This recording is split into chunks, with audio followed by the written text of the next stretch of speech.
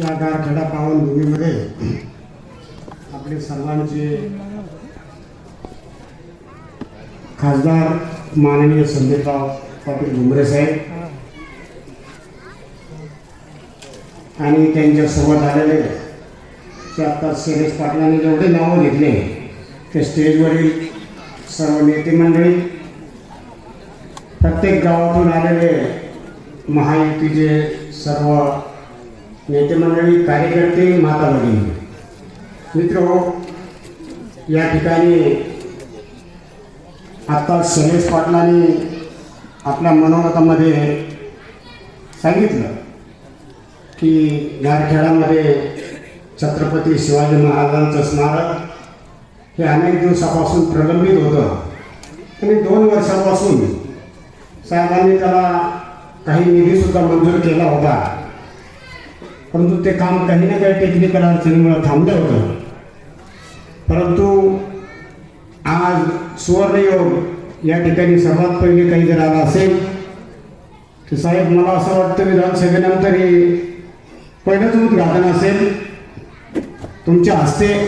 आज दुःख आहे की बापू पडल्यामुळे ते येऊ शकले नाही आमदार साहेब, परंतु तुमच्या हस्ते जे काही सर्वात पहिलं काम या विधानसभेनंतर जर झालं असेल या तालुक्यामध्ये उद्घाटनाच्या स्वरूपात, तर ते आमच्या गौरवास्पद म्हणजे छत्रपती शिवाजी महाराजांचं उद्घाटन तुमच्या हस्ते झालं. त्याबद्दल मी तुमचे मनापासून या ठिकाणी आभार व्यक्त करतो. राहिला प्रश्न, शैलेश पाटलांनी गारखेडा संदर्भात अनेक विविध विकास कामं झाले असं सांगितलं आणि काही थोडेफार कामं राहिले ते सुद्धा या ठिकाणी होतील. तर हे होत असताना आपण बघितलं की नुसता गारखेडाच नाही, नुसते 42 गावच नाही, अख्खा पैठण तालुका आणि साहेब संभाजीनगरचे पालकमंत्री असताना आणि खासदार झाल्यापासून या शहरात अनेक विकासाची कामं अगदी तात्पर्याने जमिनीवर राहून करण्याचं या ठिकाणी वेळोवेळी करताय. याचं दर्शन आपल्याला वेळोवेळी घडतं. मित्र, या ठिकाणी कालची हो घातलेली विधानसभा आणि विधानसभेमध्ये आलेलं आपल्याला सर्वांना यश, याचं प्रतीक जर काही असेल तर ते म्हणजे भुमरे साहेबांच्या विकास कामाची मागच्या 5-10 वर्षाची काम करण्याची हातोटी आणि विलास बापूने त्यांच्याच पावलावर पाऊल ठेवून सर्व घटकातील कार्यकर्त्यांना, मग ते महायुतीचे असतील या सर्वसामान्य शेतकरी असतील, विलास बापूने ज्या वेळेस जो कार्यकर्ता, मग गावातला छोटा शेतकरी असेल, छोटा कार्यकर्ता असेल, तो कुठल्याही समाजातला, कुठल्याही जाती धर्माचा असला तरी विलास बापूने सुद्धा साहेबांनंतर या ठिकाणी त्याचं काम करण्याचा प्रयत्न केला आणि ते काम पूर्णत्वास नेलं. आज आपण बघतोय आपल्या 42 गावांमध्ये फार दयनीय परिस्थिती, रस्त्याची असेल, पिण्याच्या पाण्याची असेल, सिंचनाच्या विहिरीची असेल किंवा गायगोट्याची असेल, अनेक छोटे मोठे शेतकऱ्यांच्या हिताचे, सर्वसामान्य नागरिकांच्या हिताचे कामं गेल्या 5 वर्षात साहेब पालकमंत्री झाल्यापासून हे केले.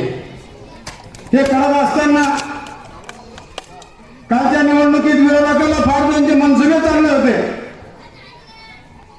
येऊन केलं तर त्यों होईन, त्यों केलं तर येऊ होईन, परंतु आम्हाला माहिती होतं यांनी किती जरी कोलांटा उड्या, माकड उड्या मारल्या, या ठिकाणी निवडून विलास बापूच येणार आणि ते तुम्ही सर्वांनी सत्यात उतरवलं. मित्र, प्रत्येक कार्यकर्ता साहेब, तुम्ही जास्त प्रचार केला नाही, तुम्ही सर्व आमच्या कार्यकर्त्यांच्या भविष्यावर ही निवडणूक सोडली होती आणि विलास बापू दर्शन घेत तालुकाभर गावगाव, तांडा, वस्तीवाडीवर फिरत होते, परंतु आम्ही बारकाईने लक्ष देत होतो.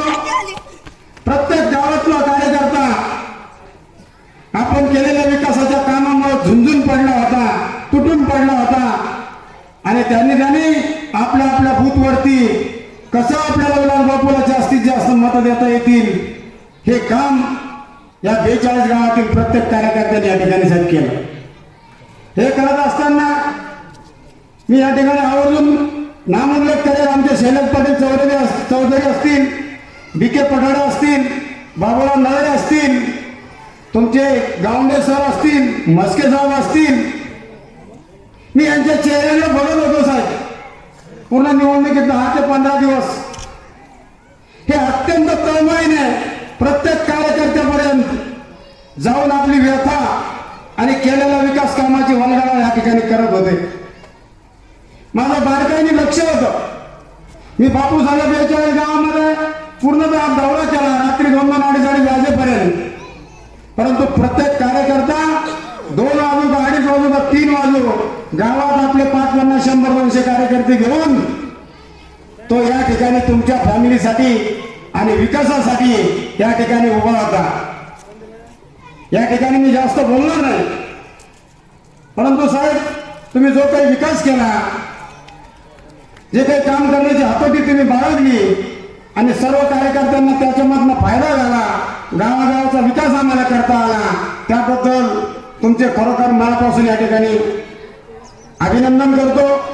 आणि असेच काम पुढच्या काळात, आता आपल्या घरातले खासदार एक आमदार निघतो, आता पुढच्या काळात आपल्याला अनेक विकासाची कामं साहेबाच्या आणि बापूच्या हातातून या ठिकाणी करता येतील.